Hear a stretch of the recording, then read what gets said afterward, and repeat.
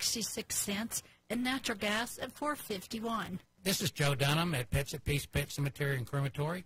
We get a lot of calls asking if we have pet caskets and urns for sale. The answer is yes. We have a nice selection in stock at all times. We also sell granite gravesite markers engraved at no extra cost. When it is time to provide for your pet's last needs, call on us at 620-8677, consult with your veterinarian, or look in the book under Pets at Peace. The Oil and Gas Report on KWEL, brought to you by Pets at Peace Pet Cemetery between Midland and Odessa.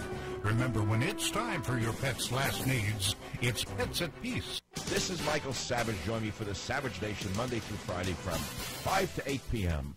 on AM 1070 and FM 107.1.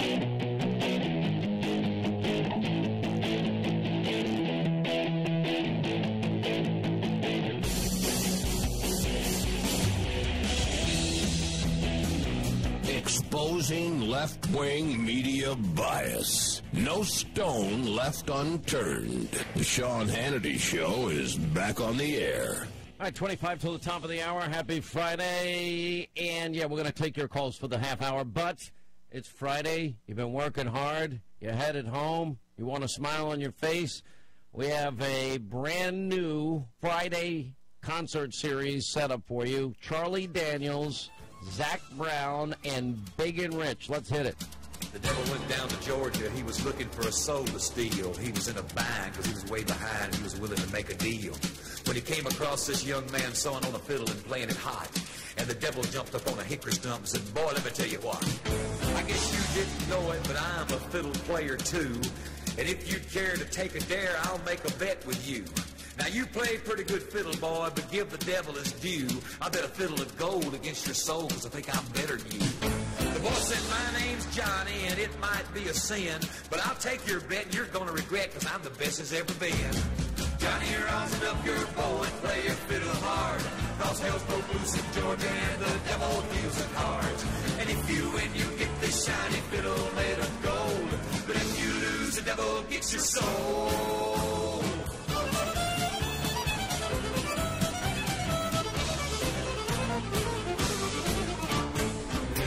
And a little bit of chicken fried, cold beer on Friday night, a pair of jeans that fit just right, and the radio up. I like to see sunrise, see the love in my woman's eyes, feel the touch of a precious child, and know a mother's love. It's funny how it's the little things in life that mean. So come on and it blows me away. She's everything I want to say to a woman. I'm gonna put final words to say. So come on and get it. I don't know what to do. 'Cause every time I try to tell her how I feel, it comes out, I love you. You got whatever it is. I got some good friends that live down the street. Got a good-looking woman with her arms around me. Live in a small town where it feels like home. I got everything I need and nothing that I don't. Oh no, oh no.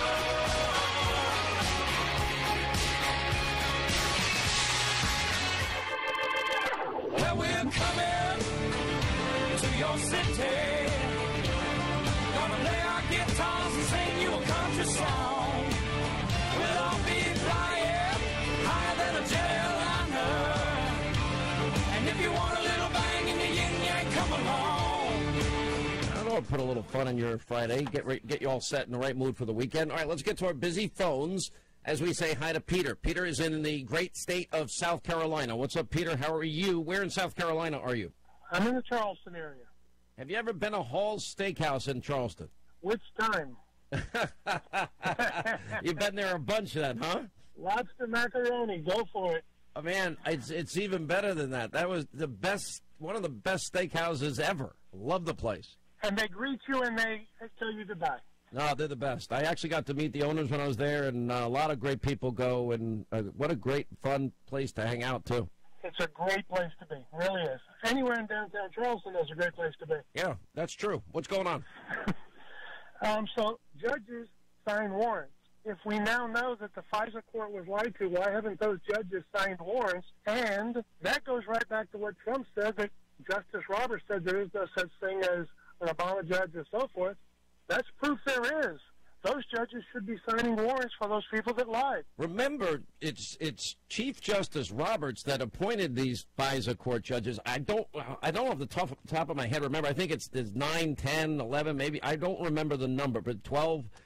There's a number of FISA court judges, but they're appointed by the Chief Justice. And right. Listen, I can tell you with a certainty. And I know Judge Judy, so I met her a couple of times. She is such a nice lady. You have no idea. She's fun.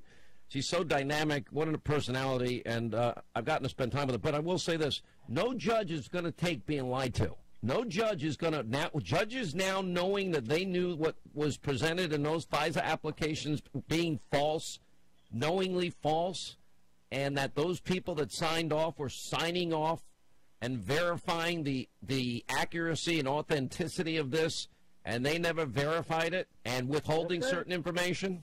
That's right. So to go along with that, too, on the whole Kavanaugh thing, we've got Lieutenant Colonel Flynn, who's being railroaded and losing everything. Are we going to make him whole again because we're prosecuting him? But the only way that happens is if he gets a pardon at some point. It doesn't look like he's getting jail time. By the way, it's 11 FISA judges. Our good friend Linda is really fast on Google. So it's 11. I was close. But his life. But think about this. And by the way, thank you for the call. Tell everybody at Halls next time you're there I said hello. This is your whole life now. It's been a year of hell. Well, actually, 2 years of hell, if you really want to know the truth, for Lieutenant General Flynn. And when you get to the point, having served 33 years, serving your country, 5 years in combat, and you now have to pay these attorneys, it's not like he was being paid, massive amounts of money serving his country. But he did have enough money to buy a house. Now that retirement money's gone for him. And he had to sell it to pay his lawyers. Lawyers are expensive as hell. And he had to do it, and which is then they wanted to go after his kids, so now he has to end it by admitting to something that nobody thought he did. That's not justice in America. That can't be our justice system. Now, I understand that cooperation agreements are important, but they're also something known as prosecutorial discretion. And I just think that for whatever reason, and this is why I never liked this team that Mueller put together, you have these overly ambitious prosecutors that are like gunslingers. They have lost any sense or touch with what they do to the lives of individuals. And the benefit of the doubt is hardly ever afforded to them, because then it becomes a competition for them. And it becomes about winning, and they don't want to lose. And they're not going to let this expensive defense attorney beat me. And, how about we just do the right thing? Put some context and texture into these issues, and, if the FBI didn't think he lied, why would you go any further than that? That's sad. I saw the media saying, well, Hannity says don't talk to the FBI. I said it saddens me. I grew up revering the FBI, and what I'm watching here and what we're learning from all of this is if the FBI comes calling, and God forbid you get something wrong, in Flynn's case, it's even worse because it was illegally surveilled, unmasked, and raw intelligence leaked, and they had his entire transcript. It was a setup. This is the biggest perjury trap that ever existed. And he doesn't get some of the facts clear, right, correct. They're going to, look, these are all process crimes. All these people being charged with lying to the FBI. Jerome Corsi saying, whoa, I'm not going to lie to my God under oath to something I didn't do. Did I misremember things? Did I get facts wrong? Yeah, I'm 72 years old. I didn't remember emails from 2016. I'm sorry. They're not giving anybody the benefit of the doubt. And then I went through the whole list of other people, from Clapper to Brennan to Holder to Loretta Lynch to Cheryl Mills and Uma Abedin and, Hillary Clinton, and the list goes on and on. They're all lying, and none of them get touched. And that's where the issue of equal justice under the law and application of our laws matters. All right, let's get back to our phones as we say hi to Nathan is in Utah. Nathan, hi, how are you? Glad you called, sir. Hi, Sean, how's it going? I'm good, sir. What's happening? Nothing much. Can I just start off by, thanking you for putting the truth out on the airwaves? You're a brave man for doing this. Well, brave, dumb, stupid, I don't know. Listen, it's an honor to be here. I've never forgotten my whole life. I got a pretty nice honor this week from Mediaite.com as the number one most influential television anchor in the country. And I'm sure some of my fellow colleagues, Linda, you know that they hate that, right? Oh, yeah. You have made this show for 2 years in a row the number one show, Hannity, on cable news, and we now have hit our 600th affiliate in radio, and, you make this happen. I never forget it. I understand that this is a gift, and I have to earn it every day. I really do, so thank you. It's easy for me to talk and tell the truth. That's what I would love to do, and that's what I love to do every day. Well, I can honestly tell you you've changed my mind because I was one of those old kids. Yeah. I was one of those old kids. I used to be a Democrat. I used to be a liberal. Mm-hmm. And at the age that I am right now with my 3 children, I've seen the nonsense in it. How old are you now? I'm 34. Okay, and so how liberal were you, and how long ago was it? I was a big Barack Obama fan during the first term. His second term, not so much. And during his second term, that's when I started seeing the nonsense off in it. And I started seeing how, the people younger than me with the entitlement issues about how they shouldn't have to work and everything should be given to them for free.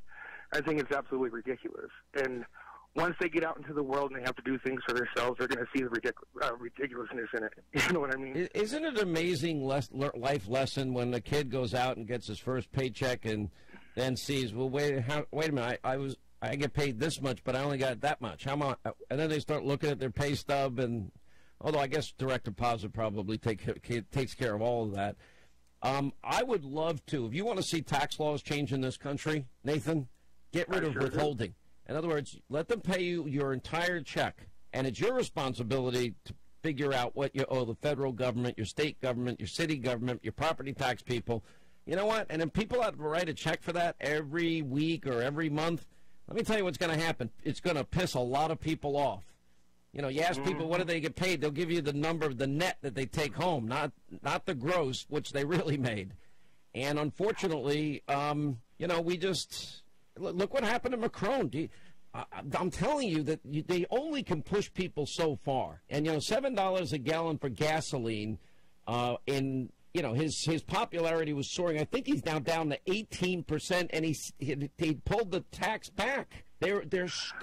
Government is putting a stranglehold on people's lives. We're now energy independent as a country. You know why? Because Donald Trump got rid of these insane, arcane, burdensome regulations that prevented us from doing that.